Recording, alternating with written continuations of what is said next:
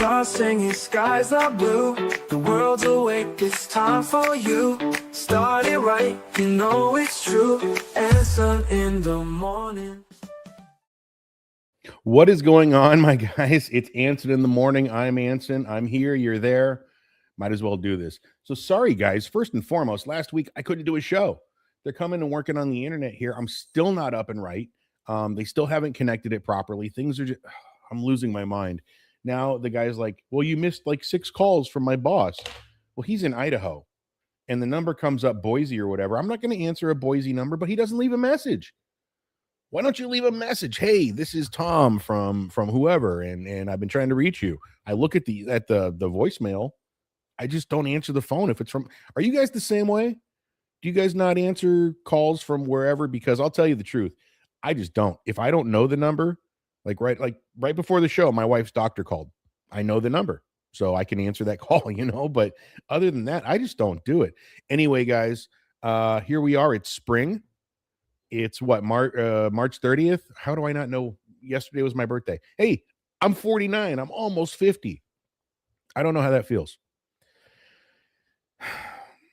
I don't know. I was in the bathroom yesterday morning getting myself cleaned up. Yeah, I haven't shaved. Cleaned up, and I'm sitting there thinking about it. I'm like 49 years old today. Like 49 years ago, I was born. 49, and so much has happened in 49 years. I mean, let's start with the obvious, right? The high beam switch is on your console now instead of with your foot in the car, I remember back in the day to hit the high beams, you used to have to hit that little peg that was on the left-hand side of the floor. But we change. I remember having to call my friends in the 4th and 5th grade to talk to them on the phone. My little girlfriend that I had in the 6th grade, we'd talk on the phone for, 3 hours. But the phone was connected to the wall and I had a limited cord, so I could only go so far. You know what I'm saying? The changes that we've seen. Let's keep going. Let's talk about those changes. What else have we got? The internet. Of course, the internet. But we'll go back first because the internet's huge. Toys. Let's talk toys. Okay, so in my last 49 years of life, we're going to talk about what toys were. I remember that Star Wars used to have Play-Doh sets and everything was metal or cheap. Today my kids are like, I want this $20 toy. I'm like, that's $20. Back in the day, that same toy was like $6. My dad bought me Castle Grayskull. That thing couldn't have been more than $29.99, maybe $35. Nowadays, that same toy is what? $69.99, $89.99. Anyway, I sound like that old guy. Back when I was a kid, nickel, cabbage cost a nickel. But again, like I said, we're just talking about the changes in my last 49 years of life. Toys, a lot of my toys were metal, battery operated. My kids' toys are still battery operated, but everything is plastic. The only metal is the screws. And that's just a fact. But it's all remote control or connect it to this thing on your app, and you can do this and this and that. You know what I mean? It's nuts. But then we got a computer. I was in the 8th grade when we got our first computer, and it was an IBM 286. You turned it on, and it made a grinding noise, like, and then it went beep. Well, if I wanted to play computer stuff in the middle of the night, like my little DOS computer games, I had to actually go into the computer and disconnect that whole thing so it wouldn't make that noise. Nowadays, everything's digital. I go into my wife bought me a new laptop just for my own gaming stuff. And all I had to do was like, hey, what's your Windows password? What's your thing? I put it in there. It verified by my phone. Every program that I had got downloaded to my phone or to my computer. When we had internet, I used to play this silly. My buddy Frank reminded me of this the other day. Neverwinter Nights was this online game. It was the first MMO. It really was. That wasn't text-based. So we had these things called MUDs, M-U-D, multi-user dungeons. It was all dial-up. It was all black screen. I mean, they were cool, but it was all text. And everybody sat in the room and chatted, and we all had our own characters, and we'd go out and do stuff, and it was all procedurally generated through the program, like where we would go in the maps and do what. And they were like, dungeon adventures, and they were great. I actually met a lot of cool people in Portland who used to play those things. Excuse me. And then we got America Online. Dude, that changed my life. because it's the first time that, and how old was I when we got AOL? Like they'd send those discs. We got the internet when I was a freshman in high school. We had Prodigy Online, but you weren't really connecting with other people. They didn't have the chat rooms and they didn't have this and that. You know what I mean? It was all just either advertisements or download this or look what the internet can do. Prodigy was cool like that. It was almost like an internet showcase. But then AOL came along and they're like, we have these things called chat rooms and instant messages. And now there's games that you can load into. So they made this Dungeons and Dragons game called Neverwinter Nights. Guys, look this up. AOL Neverwinter Nights. I played this thing for years. Now, let me tell you how bad this got. This is back when you guys, if you don't know, if you guys are too young, let me tell you. You used to have to pay by the hour for AOL or by the minute or whatever. Like you get 5 free hours when you install this disc and play the thing. And then after that, it charges you something. It used to charge you like, what was like $4.99 an hour or something like that. Or if you went over that, it was like, a couple dollars, whatever. Yeah, no, AOL sucked. But back in the day, dude, like I said, I was 14 when it first came out. And it was the neatest thing in the world to me because here I'm playing games. I'm talking to people. I'm in chat room. I used to do this little Star Trek role play thing with a bunch of people. Like 50 people would show up to these chat rooms and just do Star Trek role play in AOL. And that was our MMOs at the time. Like when you're a freshman, sophomore in high school, this is the coolest shit. Because, and the worst part is, if you guys don't know, it was all EGA or VGA graphics. Look up VGA graphics if you guys are too young to know. It was awful. But it was great because, even like I was playing Dungeons and Dragons online with my friends at 12 or as a freshman in high school. It was great. So I'm seeing the birth of the internet. And then you're hearing like radio DJs, hey, let's go to our radio station. It's KEX.com. You have to put a period and then type com, like explaining how email worked on the radio. How cool is that? Now, it's commonplace. Like I get 100,000 emails on my phone every day, and 4/5 of them are advertisements to make my schlong bigger. I don't know. Do I need it? Maybe it listens. And then the first mobile phones came out. Like around 1999, 2000, it was the coolest thing to have, like the little flip phones or the Nokia that you could play Snake on. If you had that, you were the shit, right? So it was the cell phone boom.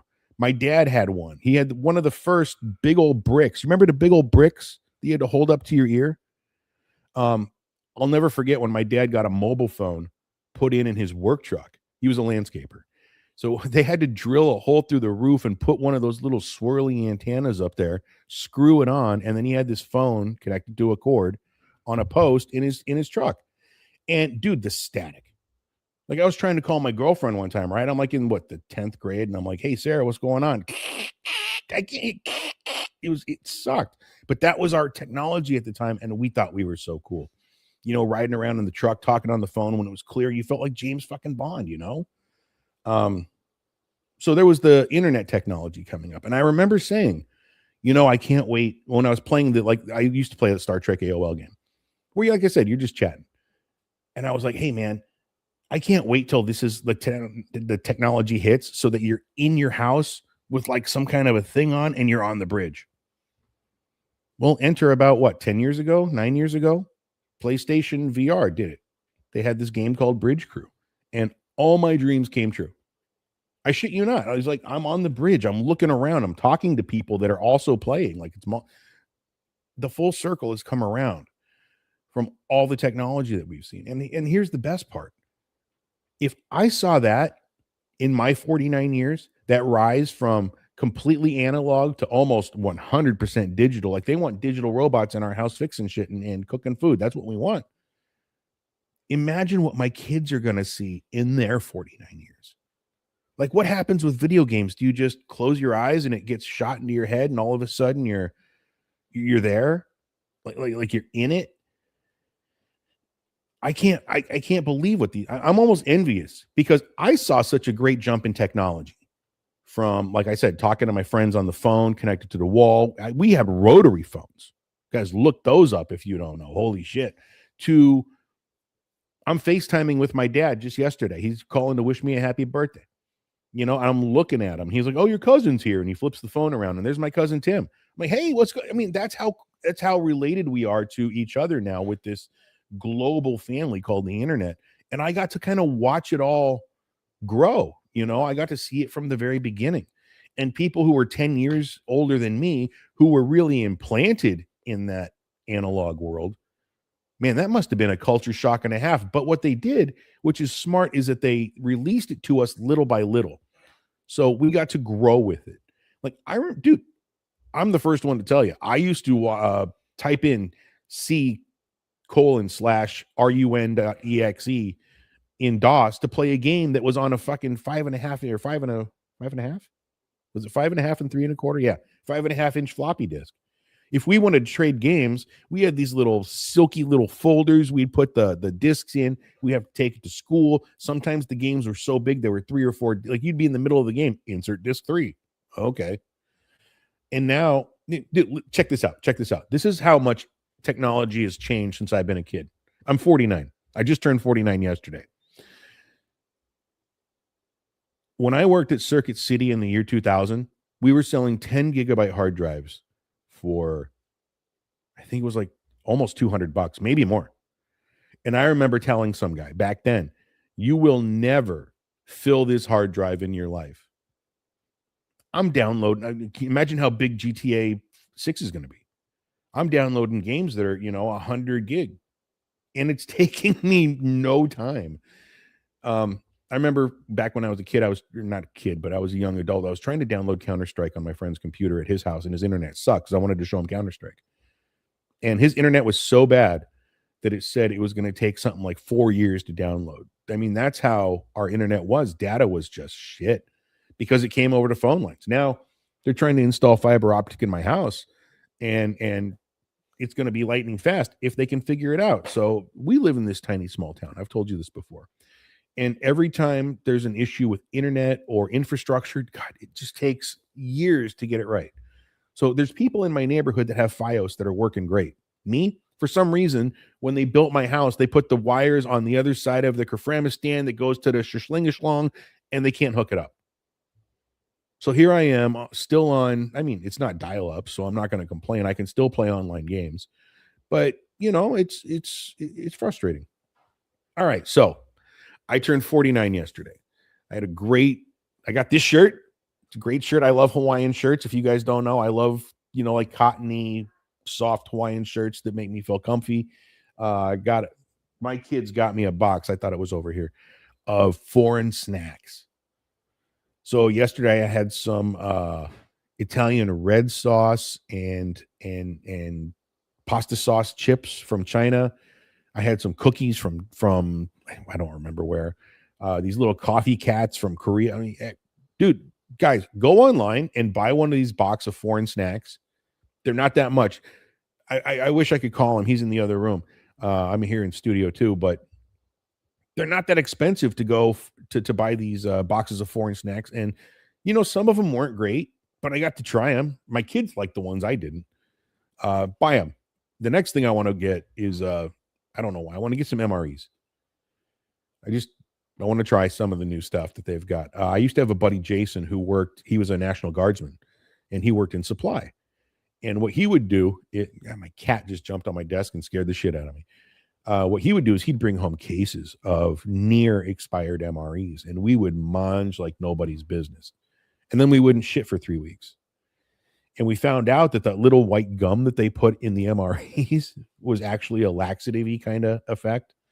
So what we did one day is we opened up 3 MREs, and we took all that laxative-y gum and we started chewing it, and we chased, after we'd done chewing it for like half hour, we just 2 cups of coffee straight down.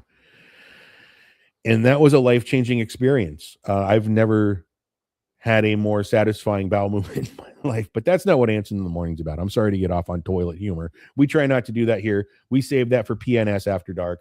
By the way, guys, if you don't know, Fat and Spicy show, we're done with that. We're now doing PNS After Dark. You can look it up on YouTube. Please give us the thumbs up, follow, subscribe. We do it every Wednesday. Around 7 p.m.-ish, just once the kids are in bed, and it's 10 p.m. over on the East Coast, so Jacob's kids are in bed. He's got younger kids than I do. My kids can handle it. But we settle down and we talk about the toilet humor and we have a good time. But Anson in the Morning is more about what I've seen. So as I'm staring down the barrel at 50, I start thinking to myself, what's next?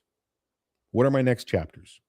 Because in my 20s and in my late teens, I wanted to do the radio thing. And I did. I worked at radio stations. I was a producer for some very big shows.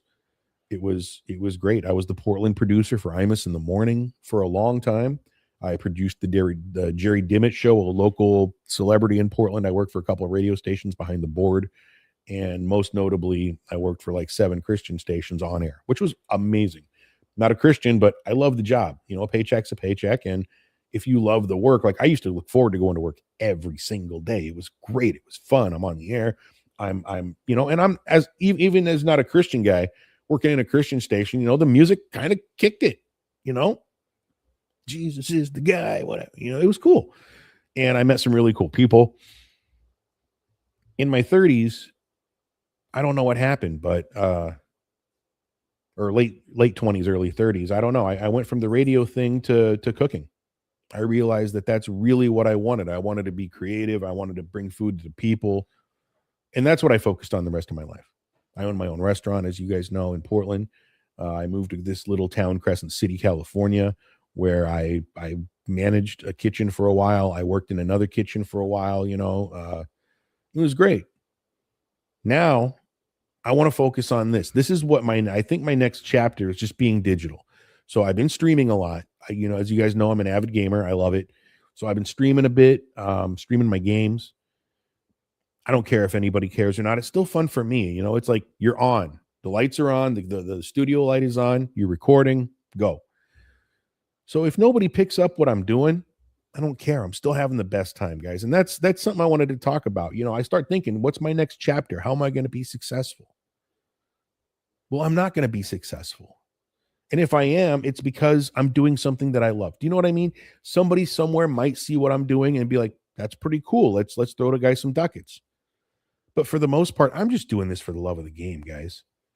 You hear about some of these baseball players or football players, who love it so much. I would do this for free. Stand-up comics say that all the time. Hey, I just want to go down stage. I don't care if they pay me or not. They happen to pay me. That's why I do this. It's the love of the game. I do it for me. I know Jacob does it for him. I do it for him too, because sometimes, you have friends in life. And in 49 years, I've met so many people, and very few have I taken as friends. That's a fact. And it's not that I'm shy or whatnot. I'm definitely not. I'm finicky.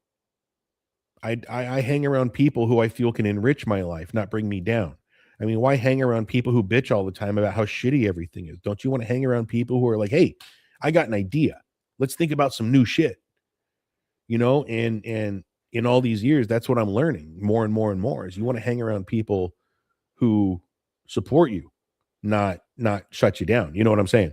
So these are the people I choose as friends. I've got quite a few of them, not a lot, but enough. And so you're going to learn as you get older, friends, quantity over quality, or quality over quantity. Damn it. Remember, it's still early. I got up not too long ago. I partied a little bit for my birthday, so I'm still on the other ends of that. I'm trying to slug this coffee. In the 49 years, what else have I learned? I've learned that you don't ever have to be deceitful. If your boss asks you, did you do this? Yeah, I did. Okay, move on. I see a lot of people in their work lives in all my years that when the boss asks them, did you do this or that, they want to lie. And it just makes it worse. I tell my kids, there's no point in lying. Why lie? Tell me the truth. I'm not the kind of guy who flies off the handle, right? I used to be, but I've calmed down in my years. And I tell my kids, look, you come and you talk to me and you tell me before anybody else tells me anything. We'll work this out. We'll get it done. Solid, right? I got your back. If you lie to me, I can't help you. And I didn't really understand that lesson as a kid, because all I thought about was, I'm going to be in trouble. I'm going to be in trouble. I'm going to be in trouble. But now I look at my kids and I'm like, that was one of the best lessons I ever learned. And the third Another lesson, the third lesson I learned in my 49 years so far is family's everything, guys. If you have family and people are looking out for you and they got your back, I mean, what greater gift in the world is there? You know, I, me and my wife, coming up, we've had some of the most severe, tough times. We're living paycheck to next paycheck. Things are a little better now, but that's how it was when we first started together. And all I had to remember was looking around. You know what? I don't care how much money I have. This is currently. I got 3 beautiful kids.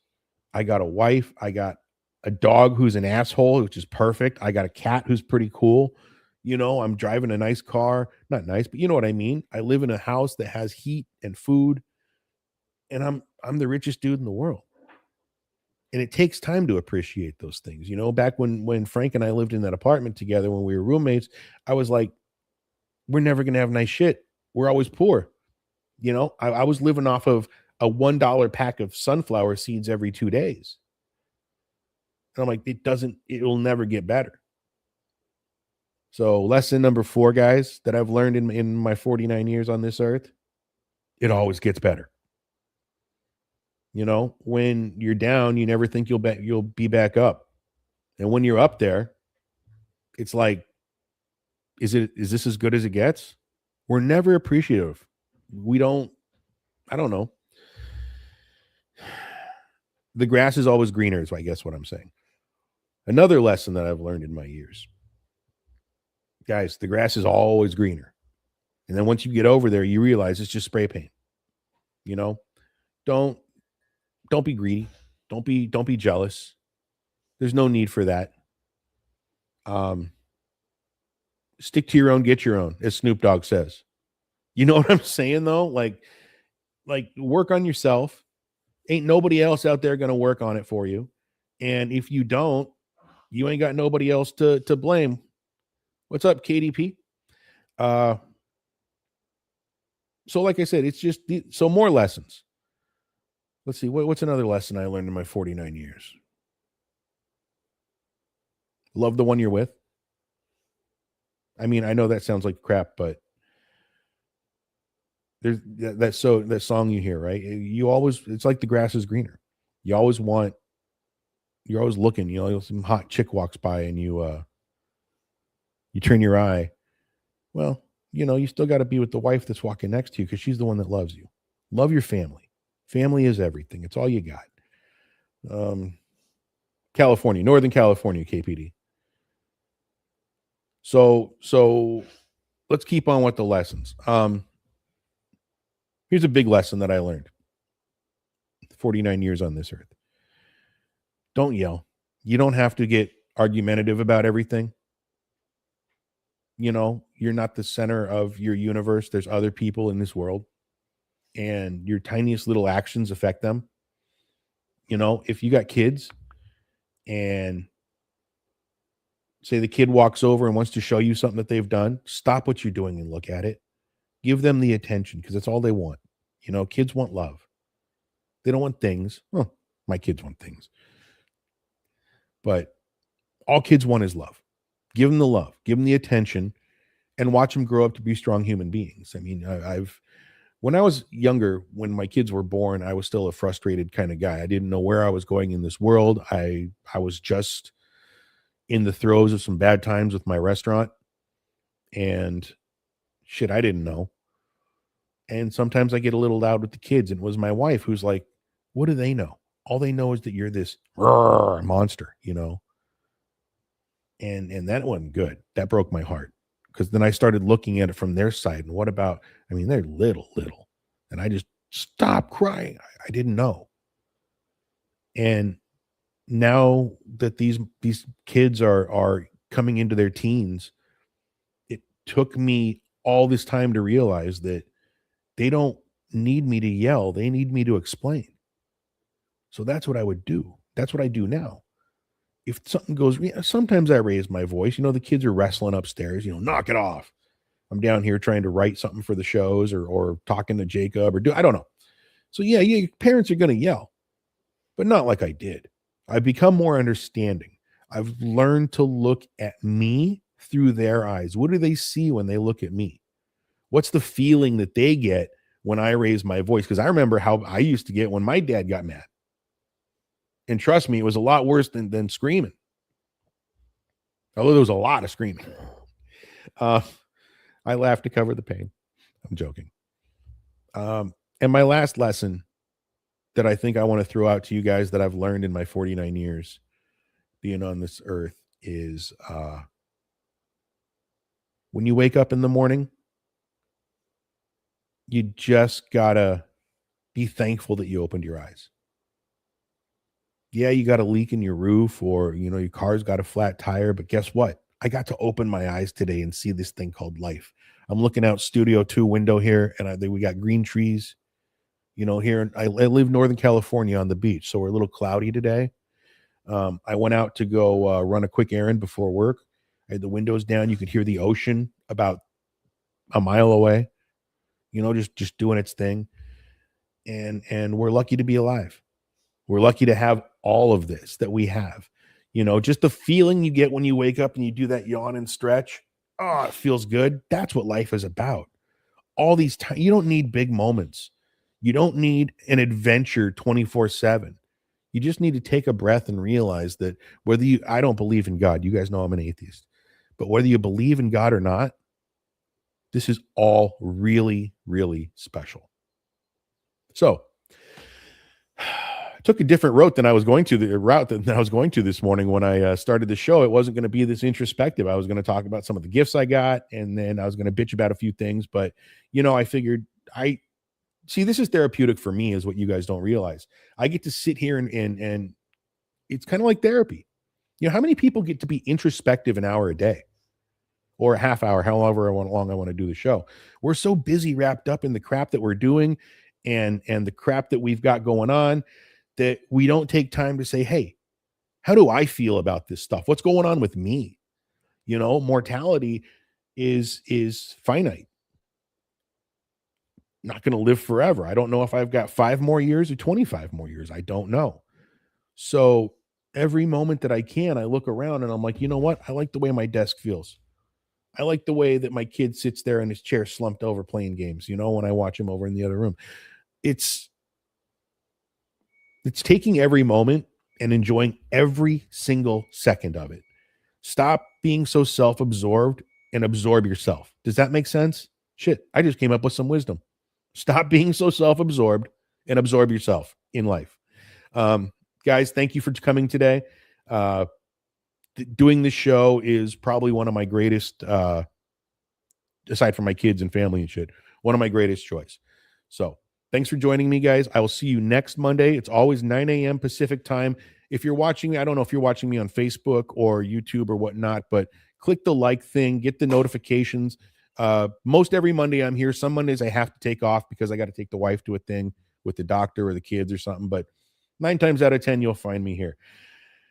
Until next time, guys, this is Anson, and I love you.